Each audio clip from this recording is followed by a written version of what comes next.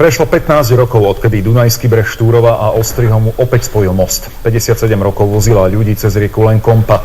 Most vyhodili do vzduchu počas druhej svetovej vojny ustupujúci nemeckí vojaci. Susediace krajiny sa na jeho oprave dlho nedokázali dohodnúť. Na žiadosť obyvateľov sa to podarilo v roku 2001. Slovenský a maďarský breh Dunaja údajne mosty spájali od čias Rímskej ríše. Na Vianoce 1944 však Nemci most Márie Valérie ako symbol spojenia odpálili. Celé 10 ročia boli rozdelené nielen dva štáty a dva národy, ale najmä tisícky rodín a priateľov.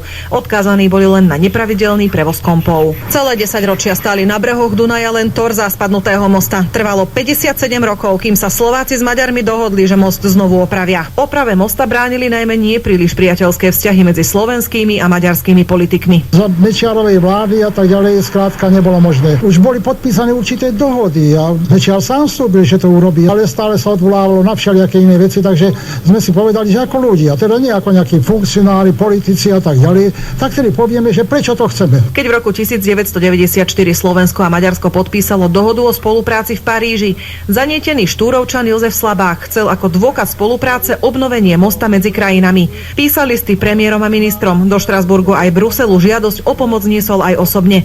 Po 5 rokoch prosenia sa zmenila vláda a vzťahy medzi politikmi sa zlepšili. V roku 1999 sa už tak naplno prejavila tá politická vôľa, že tu na Dunaji v strede mosta v lodi sa podpisovala zmluva medzi maďarskou stranou a slovenskou stranou, medzi dvoma premiérmi, Mikulášom Dzurindom vtedy a Viktorom Orbánom o znovu postavení mosta.